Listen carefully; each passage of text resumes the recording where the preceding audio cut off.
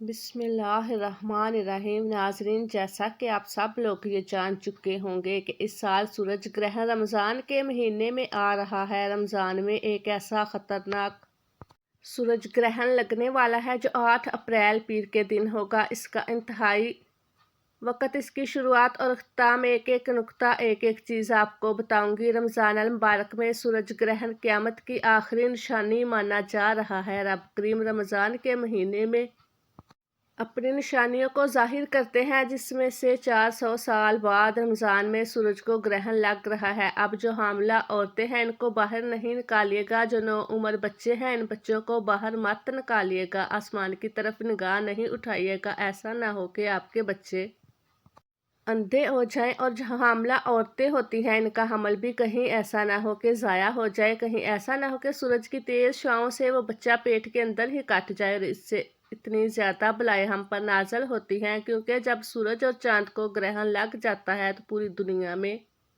अंधेरा छा जाता है। फिर शैतान की औलादें बाहर निकलती हैं। नाज़रीन, इस तरह की बहुत ज़्यादा मनगढ़ंत बातें हम सब के दरमियान आ रही हैं, जो किस्सा कहानियों के सिवा और कुछ नहीं। और साइंसी तबसरा नगार भी बहुत सारी बातें कर रही हैं, लेकिन आज की इस वीडियो में, इस क्वालिटी वीडियो में, हर एक नुक्ता कुरान और हदीस की रोशनी में बताऊंगी। माहिरीन अर्जियात और साइंसदानों ने इंकशाफ किया है कि दुनिया एक बहुत बड़ी तब्दीली से गुजरने वाली है, और ये तब्दीली एक ऐसे खौफनाक सूरज ग्रहण की वजह से रोनमा होगी जो दुनिया का नक्शा बदल देगी। साइंसी हलकों की तरफ से जारी करदा रिपोर्ट के मुताबिक एक ऐसा सूरज ग्रहण है जो दुनिया की 400 साला तारीख में इससे पहले कभी रिकॉर्ड नहीं किया गया, और अगर ये किया भी गया हो तो वो तकरीबन 400 साल बाद ही लगा होगा।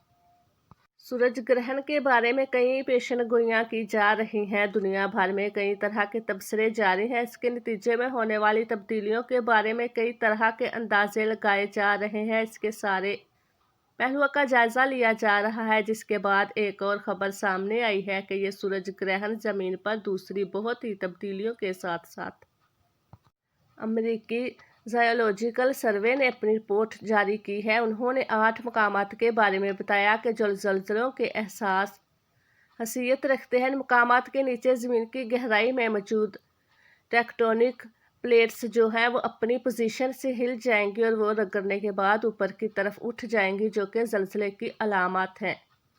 लेकिन ये सारी बातें हमें नबी पाक सल्लल्लाहु अलैहि वसल्लम ने 1400 साल पहले बता दी हैं कि ज़लज़ले किस वजह से आते हैं। लेकिन जो अमरीकी साइंसिस रिसर्च वाले हैं, ज़ायोलॉजिकल वाले हैं, इनके अंदाज़ों के मुताबिक ज़लज़ला ये तसलसल नहायत ही शिद्दत अख्तियार करने वाला है, जो कि बड़े बड़े शहरों को नेस्तो नबूद कर देगा। नाज़रीन, इस आलमी खबर को अगर इस्लामी नुक्ता नज़र से देखा जाए तो कई ऐसे पहलू सामने आते हैं जो हम मुसलमानों के तसव्वुर को बिल्कुल ही बदल देने वाली बात है। लेकिन साइंस चूंकि इस्लाम को फॉलो नहीं करती, अलबत्ता अपनी हर रिसर्च, इंकशाफात और लोग कुरान और हदीस की रोशनी में ही करते हैं। साइंसदानों की पेशनगोई के मुताबिक ये सूरज ग्रहण इस्लामी महीने रमज़ान अल मुबारक में वाक़या होगा, और ये इतना ख़तरनाक होगा कि जो पूरी दुनिया का नक्शा बदल देगा। अगर गौर किया जाए तो ये हकीकत सामने आती है कि अल्लाह ताला ने जिस तरह मुसलमानों को क़यामत की बड़ी बड़ी निशानियां पहले बता दी है, जिनमें ये भी कहा गया कि क़यामत की सबसे बड़ी निशानी के ज़ुहूर से पहले जो रमज़ान अल मुबारक आएगा,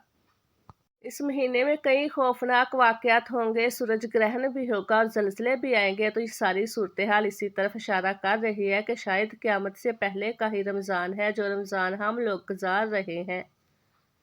इस सिलसिले में हज़रत अनस बिन मालिक रज़ियल्लाहु तआला अन्हु से रिवायत है कि हुज़ूर नबी करीम सल्लल्लाहु अलैहि वसल्लम ने इरशाद फरमाया कि क़यामत से पहले आखिरी रमज़ान में एक मुकम्मल सूरज ग्रहण वाक़या होगा, जिसके बाद पूरी दुनिया में एक ऐसी आवाज़ गूंजेगी जिसके मार्क्स के बारे में किसी को इल्म ना होगा। ये आवाज़ सारी दुनिया के लोगों को इस कदर दहशत ज़दा कर देगी कि 70,000 साल के करीब लोग इस आवाज़ के खौफ से बेहोश हो जाएंगे। 70,000 के करीब लोग बहरे और अंधे भी हो जाएंगे।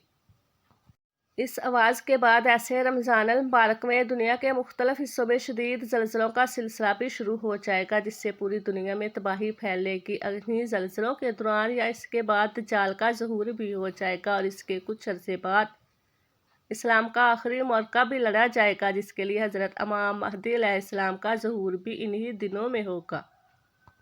सूरज ग्रहण के ऐलान के कुछ ही दिनों बाद एक और खबर अमेरिका के ज़ूलॉजिकल रिसर्च सर्वे ने इनकी तरफ से शाया की गई है, जिसमें बताया गया कि अमेरिका के 7 से 8 मुकामात इस वक्त ज़लज़ले की ज़द में है, लेकिन मेरे रब की शान हर चीज़ के ऊपर है। मेरे रब की ज़ात और सिफ़ात सबसे आला और कुन फ़यकून है। नबी पाक सल्लल्लाहु अलैहि वसल्लम ने फरमाया, वो आवाज़ इतनी तेज़ी से बुलंद होगी कि हर बंदा इस आवाज़ को सुन सकेगा, लेकिन वो आवाज़ कहाँ से आएगी, इसका अंदाज़ा कोई भी नहीं लगा पाएगा। हमारे नबी पाक की हदीस के मुताबिक जो क़यामत कायम होगी, इस क़यामत के असरात इस रमज़ान से मुतल्लक़ और मुशाबत रखते हैं, लेकिन अभी वो वक़्त नहीं आया है। और आप लोग जो मैं अमल बताने जा रही हूँ, जो वजीफ़ा बताने जा रही हूँ, वो वजीफ़ा भी बड़ा मुस्तंद और ऐसा अमल है जो इंशाअल्लाह अज़ीज़ आपके लिए मददगार साबित होगा। जितनी बातें मैंने अभी तक आप लोगों को बताई, वो तमाम की तमाम बातें न्यूज़ और हदीस की रोशनी में मैंने इन दोनों को रखकर एक क्वालिटी वीडियो बनाने की कोशिश की है, और वक्त की नज़ाकत को मद्देनज़र रखते हुए ये सारी बातें बहुत इख्तिसार के साथ की हैं। चाँद को ग्रहण कैसे लगता है, सूरज को ग्रहण कैसे लगता है, मैंने आपको साइंटिफिक रिसर्च के मुताबिक बताने की कोशिश की है, लेकिन अब इस्लामी रूह की नज़र से भी देख लेते हैं कि इन चीज़ों के बारे में इस्लाम हमें क्या कहता है। दोस्तों, भाइयों और बहनों, नबी करीम सल्लल्लाहु अलैहि वसल्लम के साहबजादे हज़रत कासिम जब इस दुनिया में से इंतकाल फरमा गए तो इस वक्त सूरज को ग्रहण लगा हुआ था, और लोगों ने ये कहना शुरू कर दिया कि ये ग्रहण हज़रत कासिम अलैहिस्सलाम की वफ़ात की वजह से लगा है।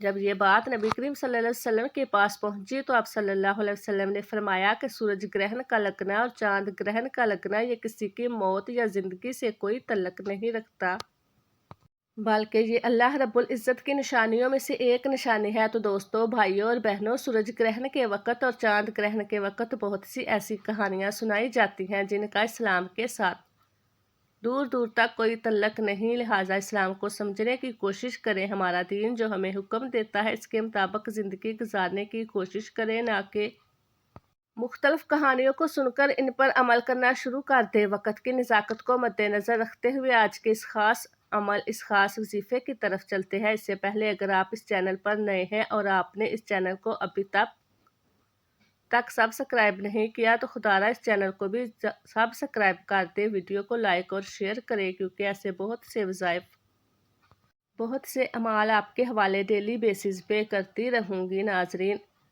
सूरज ग्रहण के वक़्त हमें क्या अमाल करने चाहिए, किस तरीके से करने चाहिए, तरीक़ाकार अच्छी तरह से सुन लें और समझ लें। हज़रत अबू मूसा रज़ियल्लाहु ताला अन्हु ने फरमाया कि सूरज को ग्रहण लगा तो नबी करीम सल्लल्लाहु अलैहि वसल्लम पर ऐसी कैफियत तारी हुई जैसे क़यामत आ गई हो। फिर नबी अलैहिस्सलातु वस्सलाम मस्जिद में तशरीफ़ फरमा हुए और नमाज पढ़ी। बहुत ही लंबे क़याम, रुकू और सजदे और सुजूद के साथ आपने अपनी नमाज को मुकम्मल किया, और आपको सहाबा इकराम ने ऐसा करते हुए कभी पहले नहीं देखा था। तो उन्होंने देखकर फरमाया कि ये निशानियां हैं जिनको अल्लाह ताला भेजता है, ये किसी की मौत या ज़िंदगी की वजह से नहीं होता, बल्कि अल्लाह ताला अपने बंदों को डराता है। जब तुम ऐसी कोई निशानी देखो तो अल्लाह का जिक्र और दुआ और इस्तिग़फ़ार की तरफ दौड़ा करो। तो दोस्तों, भाइयों और बहनों, इससे साबित हुआ कि जब भी सूरज ग्रहण लगे या फिर चांद को ग्रहण लगे तो आप लोगों को क्या अमाल करने चाहिए और किस तरीके से करने चाहिए। जब सूरज ग्रहण लगे तो आप नमाज कसूफ अदा करें, यानी कि 2 रकअत नमाज नवाफिल अदा करें, और जब चांद ग्रहण लगे तो नमाज खसूफ अदा करें। इस वक्त भी 2 नवाफिल पढ़ें।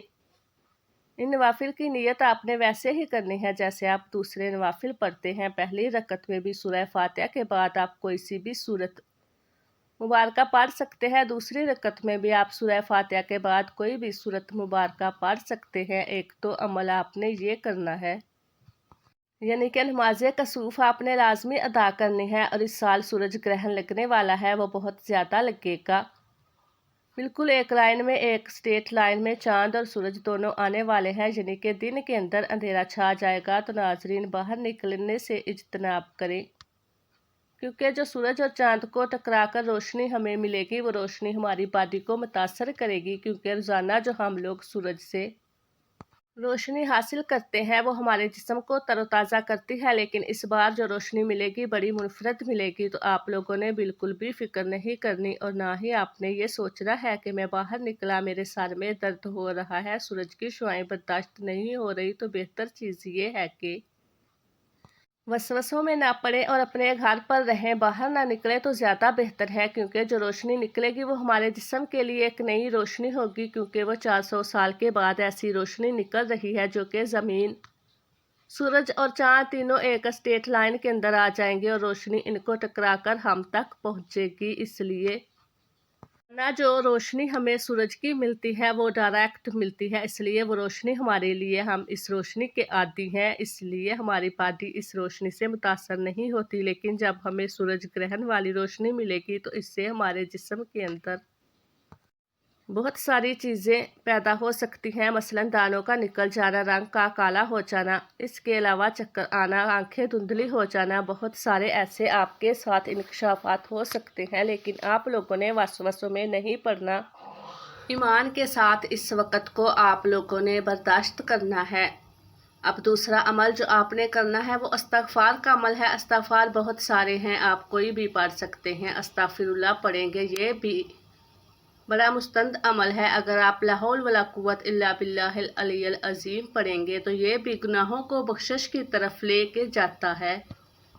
اللہم اجرنا من النار پڑھیں گے تو وہ بھی آپ کو اسی طرف لے کے جائے گا۔ زلزلے سے تو ہم بچ سکتے ہیں، لیکن پھر بھی ہم لوگ دعا کریں گے کہ یا رب العالمین ہمیں زلزلوں کی زد سے بھی بچا، کیونکہ جو تباہی زلزلوں سے ہوتی ہے آپ لوگ خود جانتے ہیں، اور گناہ پہلے ہی عام ہیں، اللہ والوں کچھ بھی ہو سکتا ہے، تو اس لیے اللہ پاک سے نیت بھی کریں اور دعا بھی کریں۔ گھر میں رہیں، گھر سے باہر فضول نہ نکلیں، بس جو ظہر کی نماز پڑھنے کے لیے نکلیں گے اس نماز کے لیے نکلیں، کوشش کریں مسجد اگر قریب ہے تو نماز کے لیے نکل جائیں، نہیں تو فرض نماز بھی آپ لوگ گھر میں ہی ادا کر لیں، میں ہی جماعت کا انتظام کر لیں۔ اس طریقے سے بھی آپ لوگ اپنے گھر میں نماز کا اہتمام کر سکتے ہیں۔ کوشش کریں کہ باہر جانے سے اجتناب کریں، چونکہ یہ جو سورج گرہن لگے گا یہ صبح کے وقت لگے گا، دوپہر تک جاری رہے گا، تو اس لیے اپنے گھر میں اپنے کمرے میں آپ لوگ قرآن پاک کی تلاوت کریں، زیادہ سے زیادہ اللہ پاک سے دعا کریں، جو وظیفہ بتا رہی ہوں وہ وظیفہ کریں، انشاءاللہ العزیز بہت فائدہ ہوگا۔ آپ لوگوں نے پہلے نمبر پر 2 نوافل پڑھ لیے جو کہ نماز کسوف ہے، وہ آپ نے پڑھ لی جو نبی پاک صلی اللہ علیہ وسلم نے پڑھی تھی۔ دوسرے نمبر پر آپ لوگوں نے استغفر اللہ پڑھنا ہے، استغفر اللہ پڑھ لے یا لا حول ولا قوت الا باللہ العلی العظیم پڑھ لے۔ اس کے علاوہ بھی بہت ساری اور بھی استغفار کی دعائیں ہیں، کوئی سی بھی پڑھ سکتے ہیں، آپ لوگوں نے صرف اور صرف 313 بار پڑھنا ہے، یعنی کہ کثرت سے آپ لوگوں نے پڑھنا ہے، 300 مرتبہ کی جو تعداد ہے وہ کثرت میں آ جاتی ہے۔ نبی پاک نے اپنی حدیث میں یہی فرمایا ہے کہ کثرت سے استغفار کرو، تو آپ لوگوں نے کثرت سے استغفار کرنا ہے۔ جب آپ لوگوں نے پہلا کام نماز کسوف ادا کر لی، دوسرا کام آپ نے استغفار بھی کر لیا، تو کام کیوں نہ اللہ پاک کو راضی کرنے کے بعد اللہ پاک سے اپنے رزق کے لیے آسانی بھی کر لی جائے۔ تو اب آپ درود ابراہیمی ایک بار پڑھیں گے، اس کے بعد آپ لوگ اللہ پاک کا وہ نام پڑھیں گے جس کی میرے رب نے خود قسم کھائی ہے، آپ یا فتح پڑھیں گے، یہ وہ نام ہے جس کی میرے رب نے خود قسم ارشاد فرمائی اور کہا میرے اس نام سے کوئی بھی مانگتا ہے میں اس کو عطا کرتا ہوں۔ تو آپ نے فتح یا رزاق ملا کر پڑھا تو ایک بار ہو گیا، یا فتح یا رزاق ملا کر پڑھا تو 2 بار ہو گیا، یا فتح یا رزاق کو ملا کر پڑھا تو 3 بار ہو گیا۔ اس طریقے سے آپ لوگ یا فتح یا رزاق کو ہاتھ کی انگلیوں پر پڑھ لے، تسبیح کے دانوں پر پڑھ لے، آپ نے صرف اور صرف 41 بار پڑھنا ہے۔ کے بعد آپ لوگ دوبارہ درود پاک پڑھ لیں۔ درود پاک پڑھنے کے بعد آپ لوگوں نے ہاتھ اٹھا کے دعا کرنی ہے، آپ نے دونوں ہاتھ اٹھا کر رب کریم سے ضد کر کے مانگنا ہے، آپ جو بھی مانگیں گے رب کی ذات 70 گنا زیادہ نوازے گی انشاءاللہ، کیونکہ رمضان کے مہینے میں 1 لاکھ کے بدلے 70 لاکھ سے نوازا جاتا ہے۔ دعا ہے کہ رب کریم میرا سنانا اور آپ کا سننا اپنی بارگاہ الہی میں قبول و منظور فرمائے، جو مانگا مقدر فرمائے، جو نہیں مانگ سکے بن مانگے عطا فرمائے۔ اپنے رزق میں برکت اور وسط کے لیے اللہ تعالیٰ کے 99 ناموں میں سے کوئی ایک نام کمنٹ سیکشن میں ضرور لکھیے گا۔ اللہ تعالیٰ ہم سب کا حامی و ناصر ہو، آمین۔